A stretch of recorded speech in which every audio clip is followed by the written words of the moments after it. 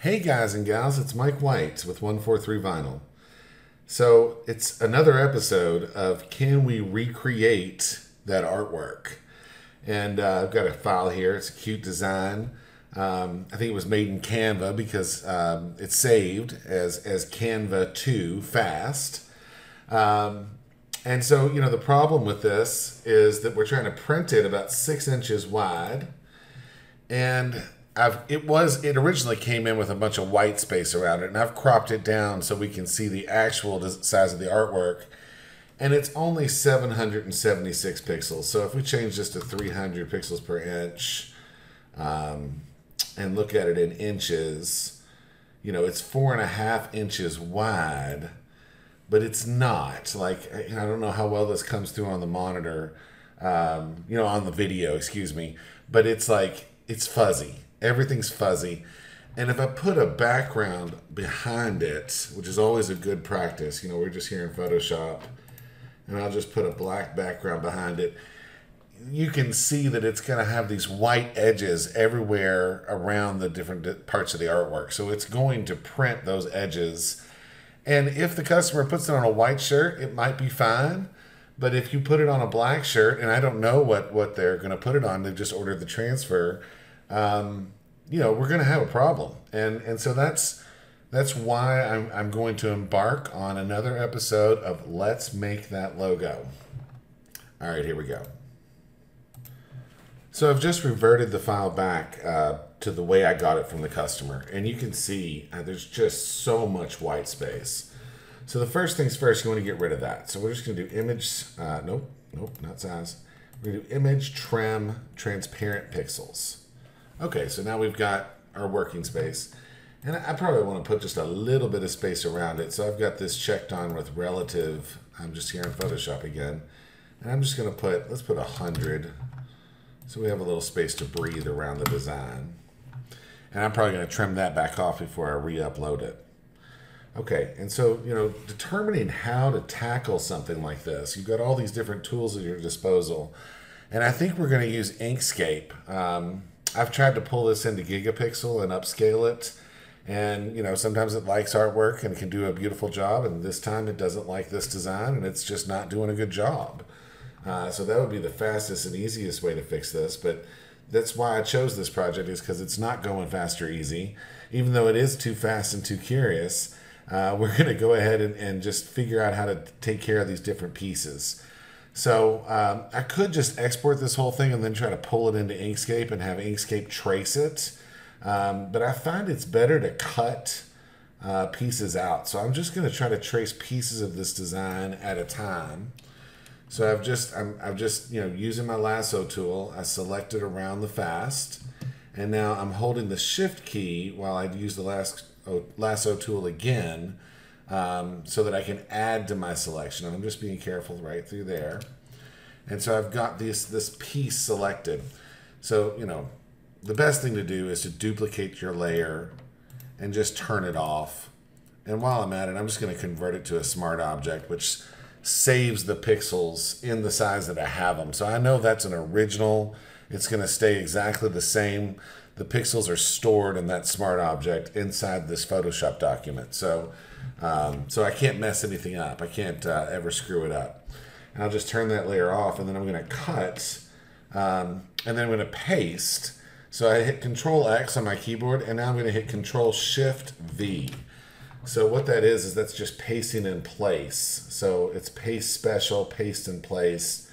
They have it as Shift Control V. And so now, I've got this on a separate layer. And while I'm here, I'm just going to keep chopping this up. I'll take this 2. And we'll cut that. Oops, it says could not complete because I didn't have the right layer selected. So I'll come down here and cut and paste. And then now I've just got the 3 pieces all individual. All right. So my thought process is that the fast and the curious, those are going to be very easy to trace in Inkscape. Trace bitmap feature in Inkscape is going to rock that out. And the 2 should be fairly easy to trace as well. It's not going to have that checkerboard pattern but it's going to be, you know, the outside shape of it's going to be easy to trace.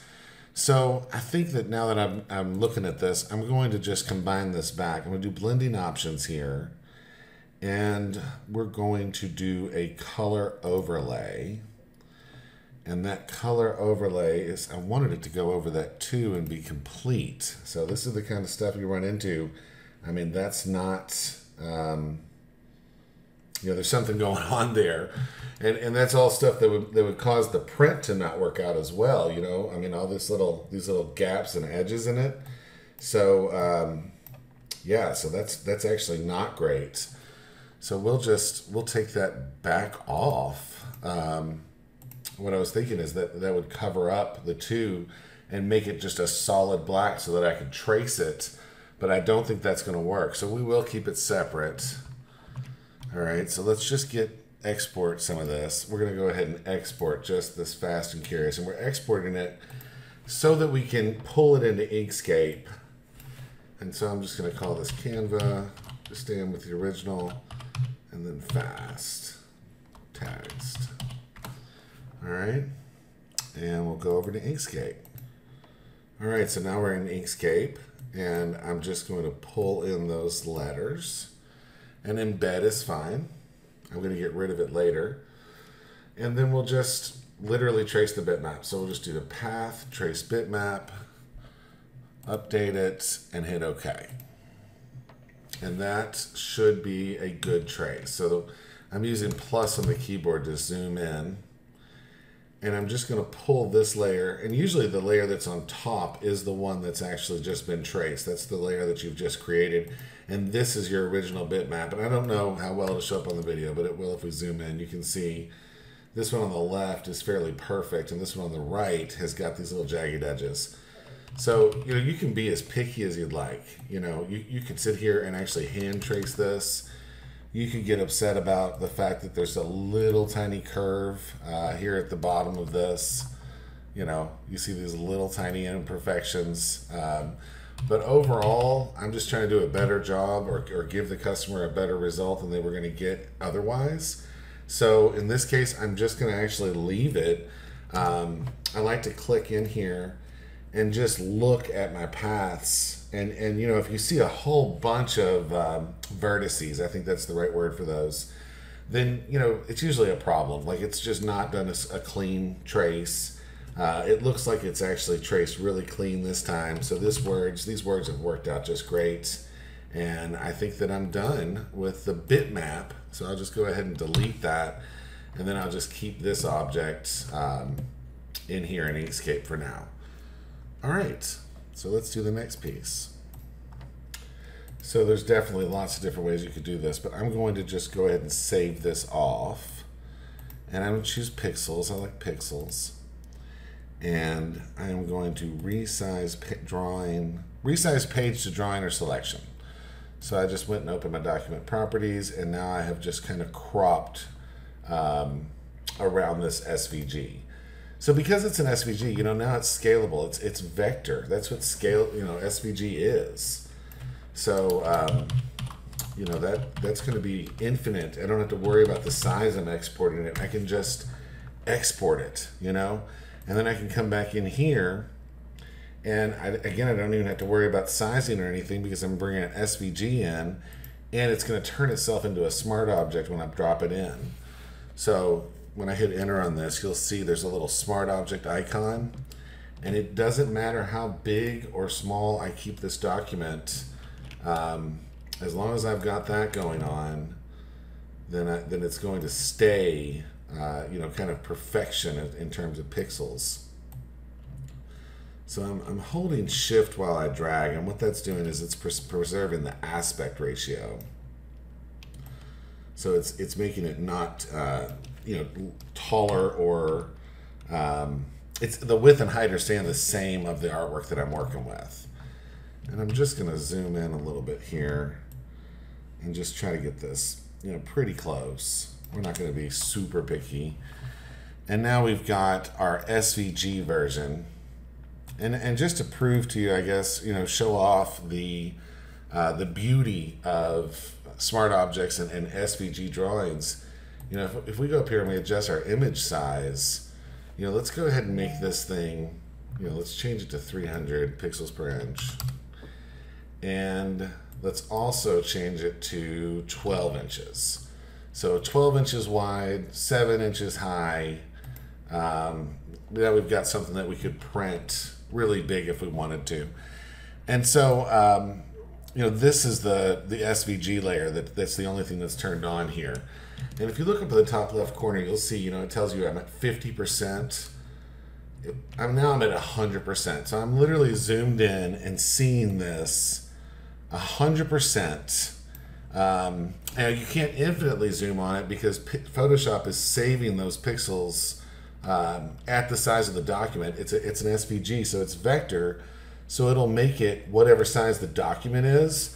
So you just want to look at it at 100%. And if it looks clean, if it looks like you've got sharp edges, then you're good to go.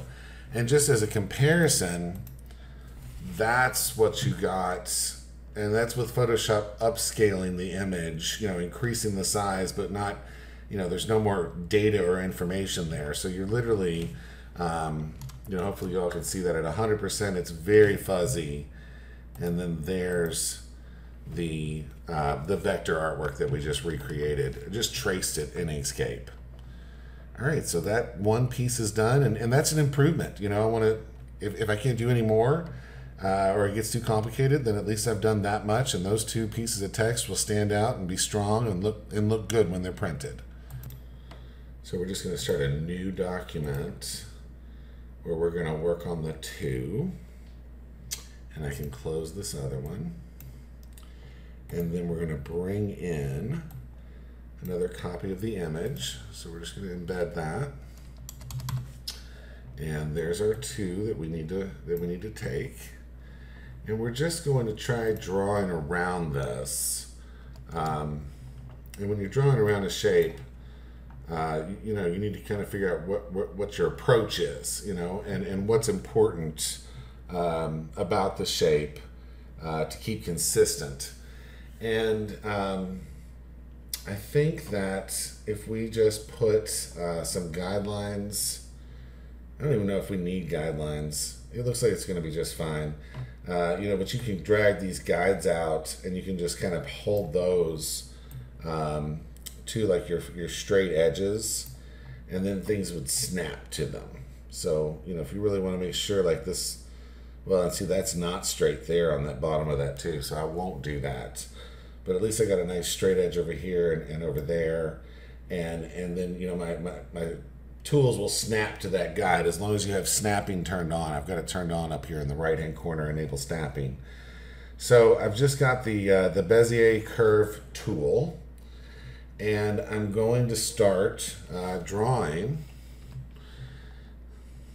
And I'm first going to set up my layers, you know, a little particular about this stuff. We're just going to do another layer. We're going to call it artwork, and that's above the current layer. And then I'm going to take this layer and I'm going to turn the opacity down, you know, so I can see my artwork real clearly. And then I'm going to lock it, and that way I won't draw anything on that layer accidentally, and I won't be able to move it. So again, you know, your pickiness level, I mean, there's a tiny little curve at the bottom of this too. I'm not going to worry about that. I'm just doing this to help somebody out. And, well, I just kind of did that too fast, didn't I? So I'm just going to start here at this corner, and I just clicked and it snapped to my guide. And then it's going to come straight up, and I'm staying on the guide, so I know I'm going straight. And then, you know, this looks like it stays pretty straight for a while. You know, kind of, I'm going to try to go to like about this point right here. So I'm just going to go back to the middle and drag so that I get, it is a curve, but it's just a very imperceptible curve. And now I'm just going to click that point, and then I'm going to figure out the next, you know, where I'm trying to head. And see, I'm seeing this is a nice hump. You know, this takes a little bit of experience and time to like get good at this. Again, I'm going to go back to the middle of where I'm going to be and try to click and drag. And then I'm going to come here and click and drag. You know, I'm tilting to like, you know, follow that curve around. And then it looks like right about here. I need the next one. And I'm not going very extreme on that. And then we'll just finish it off here. And while I've got this, I'm just going to go ahead and end this part right here. So that's my curve. And then I'm going to shape it a little bit. So you know, the trick with graphic design, as far as I'm concerned, is to zoom in tighter than your viewer ever will. You know, get in closer than your critics can, and actually just, you know, shape these things.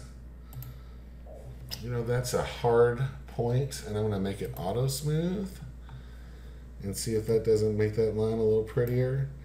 And this is something you can get into and tweak endlessly and drive yourself crazy, or you just kind of get it close, get it smooth, make sure it's appealing to your eye, and then say, I'm good. So we'll just kind of get close, zoom out, click off of it, look at your curve. It looks great. That's my opinion. And so we're just gonna keep going.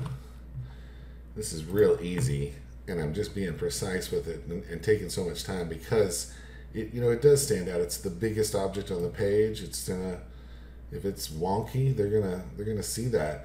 So you just kind of pull in the direction you're going, and again, that just takes time, you know. And then you just kind of, you know, time to get good at that. And you just pull, you know, think about both sides, like the curve that you're forming on the other side at the same time, if you can. And less is more. You don't want to just keep going with lots of these vertices, lots of these control points. You want to do as few as possible to get the smoothest results. So it's definitely less is more. I mean, when I'm, you know, critiquing somebody else's vector work, you know, the less control points they have, the better off it is, in my opinion. All right, so again, I'm just gonna, you know, kind of fudge it, get close. We'll just click right here and in that curve. And then I do want to go straight here, straight across. So I'm gonna hold Control, and you can see that locks it. Oops, don't do that. I just lost everything. I'm gonna redraw that real fast.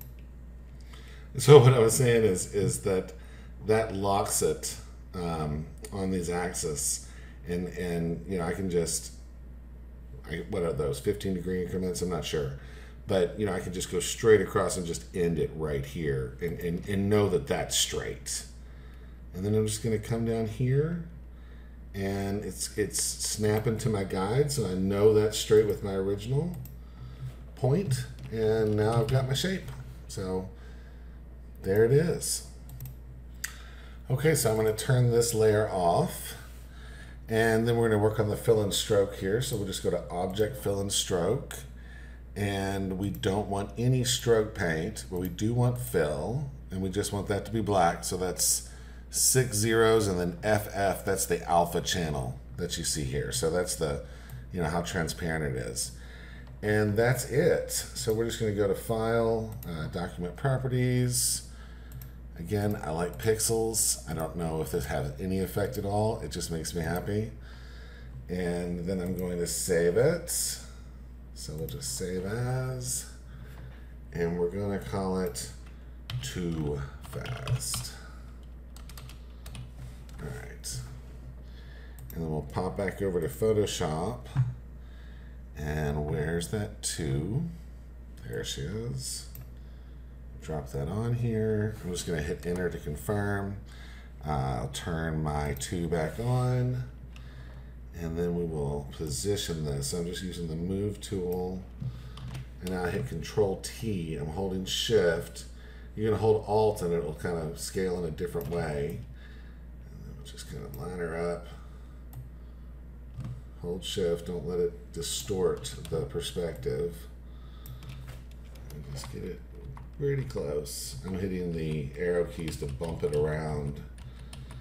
And this is another thing that you can spend your entire life trying to make things perfect, or you can just kind of get close and let it be. Boom. All right. So now we've got that that 2-layer and that fast curious, and we are ready with those 2 pieces. All right. All right, so I just Googled for a free checkerboard SVG, and I found one here on freesvg.org, and this is it, and it's just open in the browser right now. And I'm just going to save that. I'm going to call it checkerboard. That's the way my brain works. And save that.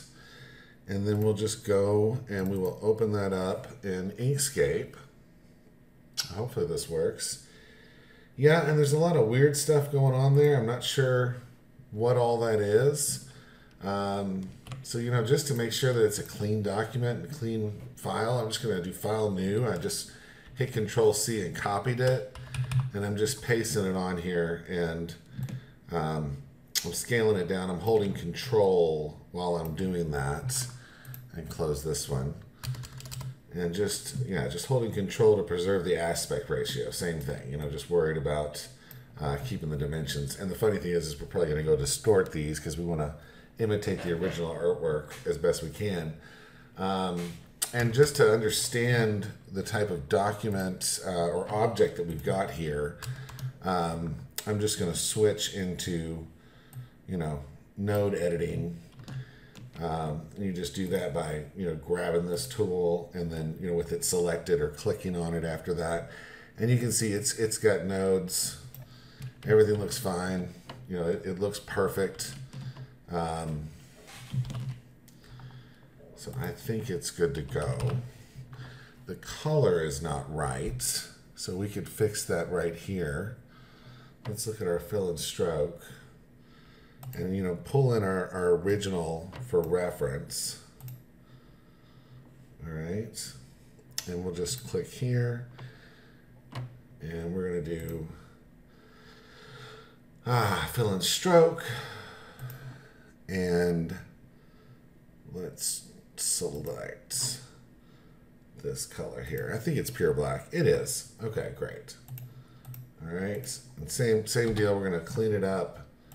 Document properties, change it to PX, gotta follow the rules, and then resize it, and then we're just going to save it as, and I'll save over that original checkerboard just to keep things clean. Awesome. Okay, and I'm just going to turn off this 2. And then I'm going to pull in my checkerboard. It's way bigger than I need. Way more checkers than I need. But again, it's a vector. It's scalable. I don't have to worry about losing quality. So I don't care that it's too big. And we'll just start getting it close to the size of these checkers. All right, that's getting there. Let's get in closer and look at it. So I just want to match the width at first. And we are going to be distorting it, so I'm not going to worry about that. Well, let's just get the very edge of it here. That seems like the easiest way to do this. Oh, and let's you know, so we can see this better. How can we see this better? Let's just turn off everything besides the 2. There's just the 2. And then I'm going to put a color overlay, blending options, color overlay. Let's do a red. All right. And then let's take the opacity down. And then I think we can match this up better. All right, so there's our checkerboard. I'm just going to get it up here. We're just trying to get the scaling right.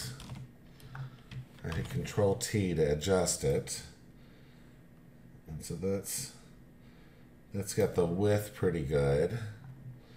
And then let's try to do the height. So I'm just going to line it up here with one of these squares. You know, I sit here and tell everybody it doesn't have to be perfect, and then look at me. I mean, I got a problem. I gotta be perfect if I can. I'm just gonna stretch it up. It needs a lot of scaling in that direction and line it back up. That's pretty good. I'm doing this zoomed out because I got to be able to get out there far enough to where I can mess with those edges. Yeah, can we live with that?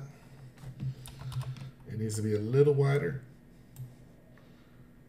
All right, looks like they're not completely consistent on the original checkerboard, so I'm not going to freak out about it. All right, so there we go. So we've got our spacing on our checkers. I'm going to hit enter, and then I'm going to turn this opacity back up. I'm going to turn off that color overlay, and I'll turn this 2 back on. And I'm thinking. I think we want the 2 to be white. So we'll do blending options. We'll do color overlay. Click on it to change the color, and we'll just choose white. All right. And then on our checkerboard, we are going to create a clipping mask. And I'm not sure why that's not showing up for us. So rather than waste y'all's time, I'm going to try to figure it out. Okay, I think it's just, you know, these color overlays and these smart objects and things are just not working well together. So what I'm going to do is I'm going to duplicate this layer. And that way if I need to resize anything, I can. Okay, so I'm just going to pull this down kind of into my junk zone here. And I'm going to go ahead and get rid of that one. So I've got my little copy down here, just kind of keeping my layers organized. And then I've got the 2. And so when I do this, I'm going to rasterize this layer. I'm going to right click and hit rasterize layer. And well, I can just choose rasterize layer style. And what that's going to do is it's going to fix the pixels at the size they are. But again, you know, our image size matters. We're at 12 inches. We're not even printing it that big. This will print, you know, 12 inches. So we're in good shape. And then we're going to do our clipping mask. And now we've clipped it to this layer. And so we can actually kind of compare the difference between our 2. So let's group these. That's a good move. And we will call that 2 checkerboard. All right. And then I'm going to turn it off. And I'll pull this 2 up. Oops. Must have double clicked. I'm just pulling that 2 up, and I'm going to clear the layer style. There shouldn't be any style on that. All right, so this is my original. I'm just going to zoom in and look at it closely. And it does feel like there's a little stroke, like a little black stroke around the outside. So to mimic that, we'll just turn that on here. And then I'm just going to do a black stroke around this too. So we'll go back to blending options. And we'll give it a stroke. And it is black. And it's not much. Let's see, 3 pixels. No, a little more. So you can just kind of bump it up. I think that looks nice right there at 6. So I'm just going to, you know, choose that. And then, yeah, so there's the blurry original. And there's our cleaned up and perfect one. All right, so we've got that piece, we got this piece, and we're really done with this too. And all we have left is the car. So I've kind of gone after the most, well, I don't want to say the most important parts, the biggest parts of the design, and I've cleaned those up. This car is going to take the absolute most time. And there's a ton of different things you could do to try to get this right. Obviously, we can go into Inkscape and we can redraw it. That's probably the right thing to do. And then this is just another moment where you just kind of have to judge what's best for your customer and what's best for you. I mean, how much time are you going to spend on this? The drawing's vastly improved as of right now, and the design's going to look good on the shirt, and that's a smaller piece than these other pieces, so hopefully your eye won't be drawn to the fact that that's blurry. I think I'm going to try a couple of tricks and see what I can do, and I'm just going to pause and report back. Okay, so I think I have a direction that I'm going to go. So we're going to try this, and you'll see how it works, and whether it works or not, because I just tested a little bit. We'll just see if it goes the way I think it will. So I'm just going to turn off these other layers for now. I'm actually just going to duplicate this layer and put it on a new canvas. And then I'm just going to do image trim, and we'll just do that based on transparent pixels. And this is where your artist's eye really starts coming into things, because I can see a lot of mess. I'm zooming in just to make sure you all can see it on the video. There's mess everywhere on this. It looks like maybe some cheap background remover was used, and you can see that with right here around this this white line here. I mean, it's just messy. It's messy, and that causes obviously problems with printing, especially if you're trying to do a good job. In fact, I'm actually seeing transparency all through here, and I mean, it's a real challenge. So what I think I'm going to do is I'm going to clean a little bit of this up with the paintbrush, and I'll just show you the technique I'm going to use, and then probably pause and get that done so I'm not boring the heck out of you. But I'm literally just going to sample some of these pixels. I'm going to start a new layer. That way I can get rid of what I'm doing if I need to. And I'm just going to draw. I'm using a hard brush, and I'm just going to fix some of these more blatant problems and try to smooth that out. I mean, like I said, I could take this right into Inkscape and totally trace this thing, but I'm trying not to spend the rest of the afternoon. I probably already got 45 minutes invested in this. So we'll just kind of fix up those parts.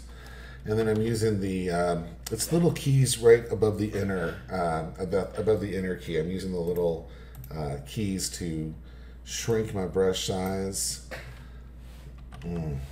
See, that's a Control Z move right there. Let's paint behind. That's going to be better. So let's actually get some of this color, and we'll just make this brush nice and big, and I'll pull this below that layer and just paint in that stripe from behind. And we'll do a little bit of that up here. We'll paint behind this, try to fix that up. Paint behind this. Try to get a smooth edge there. I think that's going to work all through here. Yeah, that's going to fix it up a lot. So it looks like I see the black is what's actually suffered the most up here. So I'll just kind of clean up all around. That should help a little bit. Grab a little bit of this white and kind of fix this up. All right, and then we'll go back to black. I'm just hitting Alt and then sampling the area that I want to take the color from by clicking. You hold Alt and click. All right. So yeah, I'm gonna. The next trick is I'm gonna try to pull this open in Gigapixel, which I'll show you in just a second. And that's my industry secret, guys. Like, you can't steal that from me. You gotta. Don't be telling other people about it. It's just for you. But we'll do a little Gigapixel, and I'm just trying to help Gigapixel actually have something decent, halfway decent to work with, because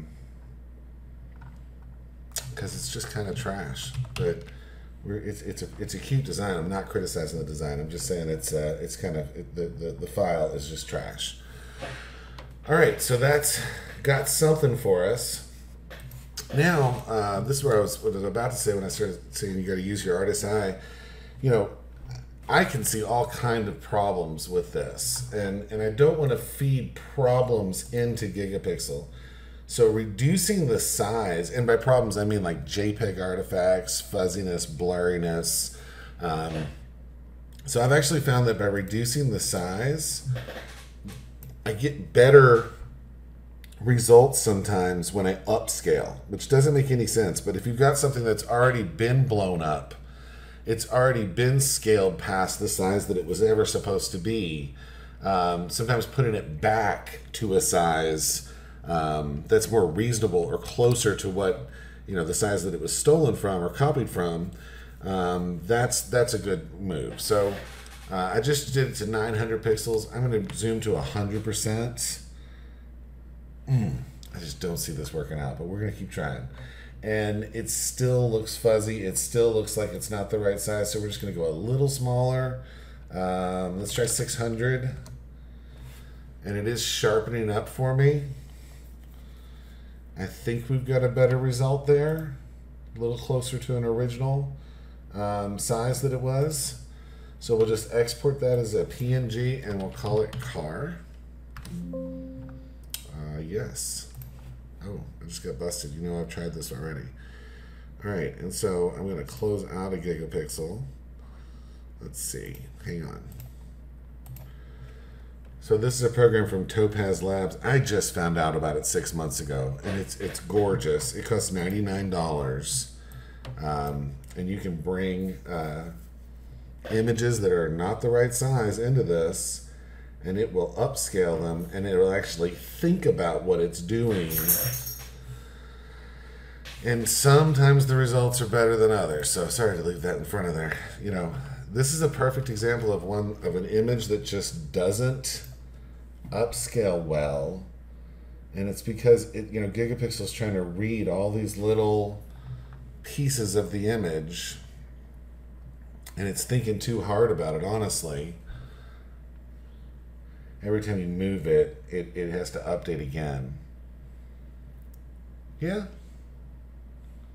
It's better. I mean, it's better. It's fixed a lot of the things that I had problems with. It's introduced problems as well. Let's just see. Let's save it out.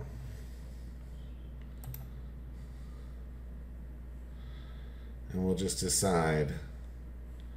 I feel like I'm cheating. I mean, the right thing to do is definitely redraw this image. But again, I've said it 1,000 times. I'm just trying to do the best I can for my client without, destroying my entire day. So, yeah, actually, I'm pretty good with that. Yeah, it looks a lot sharper. I don't know if y'all can see that in the video, but here's the Gigapixel, and you can see I'm turning off the layer behind it. We'll turn off that and turn that on. There's your blurry.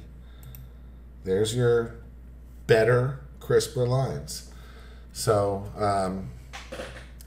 we could even try making 2 layers of it. Yeah, that blacked it in. So just a little bit of, it's fixing the edge just a little bit more. We'll do one more and see if it just gets even better. So where it was transparent there around the edges. And so now what I'm going to do is take all these pieces, turn them all back on. And there's our final. Let's see if we can, let's group that. We'll call that final. I don't know if I kept the original. It's not like me to usually lose that, but I think I have. Anyway, if we can, I was trying to give you all a comparison. Let's turn that off.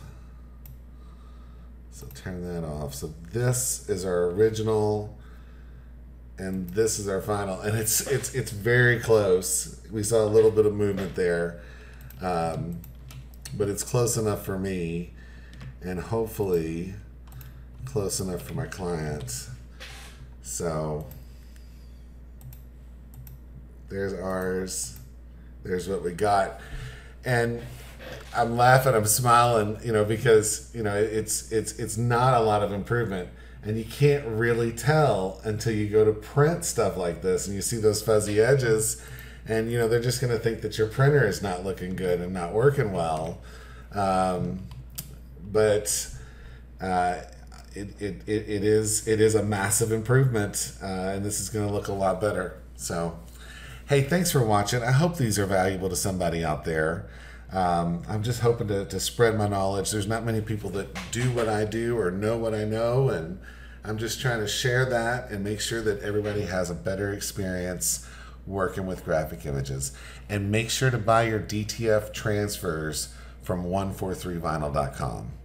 Thank you guys and have a great day.